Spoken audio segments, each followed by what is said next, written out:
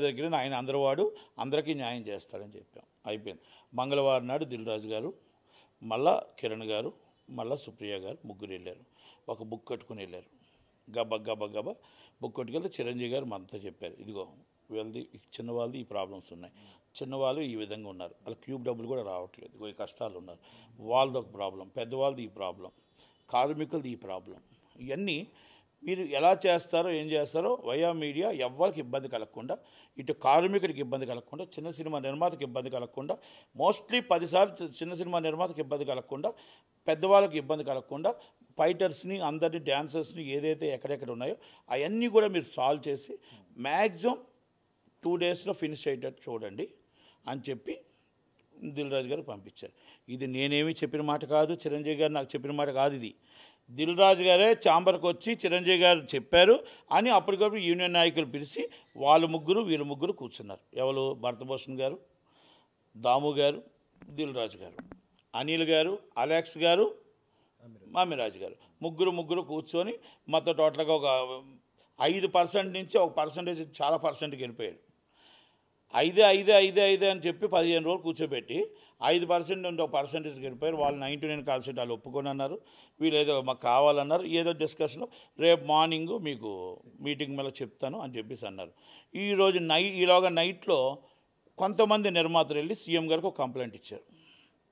CM గారికి ఏంటంటే wrong ఫీడ్బ్యాకో లేకపోతే ఇంకోటో ఏదో జరిగింది, ఇక్కడ కార్మికులు దోచుకుంటున్నారు, కొంతమంది కార్మికులు యూనియన్ల పేర్లు పెట్టి దోచుకుంటున్నారు, ఏదో అక్కడ కొంచెం ఫీడ్బ్యాక్ రాంగ్ వెళ్ళింది ఉండొచ్చు, ఇక్కడ మొత్తం బ్రాండ్ ఇమేజ్ దెబ్బతినేస్తుంది, మా బొంబాయి నుంచి రావాలి, వాళ్ళు ఎవరు రావట్లేదు, మొత్తం టోటల్గా డబ్బులు ఎప్పుడైతే తీసేసుకుంటున్నారో వాళ్ళంతా దోచుకుంటున్నప్పుడు మొత్తం వాళ్ళు పక్క రాష్ట్రాలకు వెళ్ళిపోతున్నారని ఎప్పుడైతే సీఎం గారు ఇమీడియట్లీ వెరీ సీరియస్గా తీసుకుందని ఇమీడియట్లీ కమిషనర్ కూడా, లేబర్ కమిషనర్ గారికి కూడా చెప్పి, అలాగే సిపి గారికి అందరికీ చెప్పి ఇమీడియట్లీ దాన్ని రెక్టిఫై చేయండి, ఎందుకంటే బ్రాండ్ ఇమేజ్ దెబ్బతినకూడదు, వాళ్ళకు కూడా ఏం ప్రాబ్లం ఉంది, కార్మికులకి ఏం ప్రాబ్లం ఉంది, నిర్మాతలకు ఏం ప్రాబ్లం ఉంది అనేది చేశారు.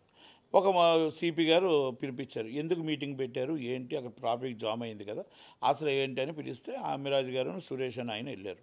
ఆయన చెప్పారు నవ్వుతూనే, మీరు కూర్చొని చిరంజీవి గారు ఉన్నారు కదా, చిరంజీవి గారి దగ్గరికి వెళ్ళారు కదా, ఆయన పెద్ద మనిషిగా ఉన్నారు కదా ఏంటని నవ్వుతూ, మీరంతా మొత్తం ఎంతమంది యూనియన్స్ ఉన్నాయో చూసుకొని షార్ట్లీ సెటిల్ చేసుకోండి, ఎందుకంటే ఇలాగ బయట ధర్నాలు అవన్నీ కరెక్ట్ కాదు, అందుకే షూటింగ్ స్టార్ట్ అయ్యేటట్టు చూసుకోండి, మీరు నేను ఛాంబర్కి కూడా నేను మాట్లాడుతానని సిపి గారు చెప్పడం జరిగింది. ఇది నాకు అమిరాజు గారు చెప్పడమే, అంటే వాళ్ళు ఇల్లు ఏం మాట్లాడారో అని చెప్పారు. స్వామిగౌడ్ గారు చెప్పారు, అందరితోనే మాట్లాడుతాను, యూనియన్లతో మాట్లాడుతున్నాను, అటు మాట్లాడుతున్నాను, భరతభూషణ్ గారితో మాట్లాడుతున్నాను, అందరితో మాట్లాడుతున్నాను. అంటే ఇక్కడ నేను ఎందుకు ఇవన్నీ నేను మాట్లాడాల్సి వచ్చిందంటే, లేబర్ కమిషనర్ గారు నిన్న సెటిల్ చేయడం అనేది చాలా శుభపరిణామం. లేబర్ కమిషనర్ గారు కూర్చోబెట్టి ఇరువురిని కూర్చోబెట్టి మాట్లాడడం తప్పలేదు. ఇక్కడ ఎలా సెటిల్మెంట్ అయింది, ఎక్కువైందా అని తప్పలేదు.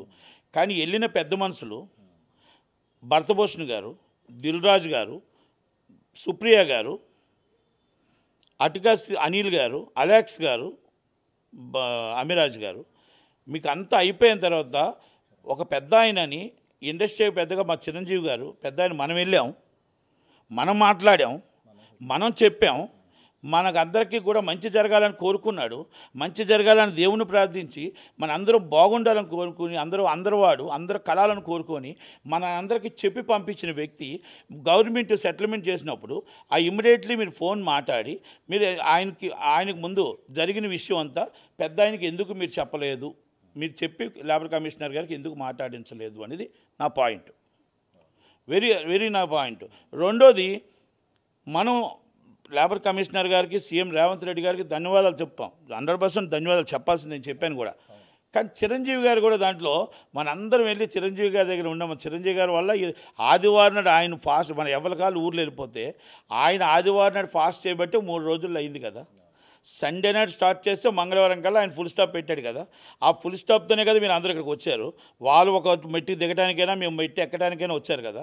మరి ఆయన పేరు ఎత్తడానికి కూడా మీకు ఇష్టం లేకపోయిందంటే, ఇష్టం లేకపోయిందా, మర్చిపోయారా, కావాలని చేశారా, లేకపోతే క్రెడిట్ మీద అనుకున్నారా? సీఎం గారిది క్రెడిట్ 100%. సీఎం గారిని గౌరవిస్తాం, సీఎం గారు చెప్పింది వింటాం.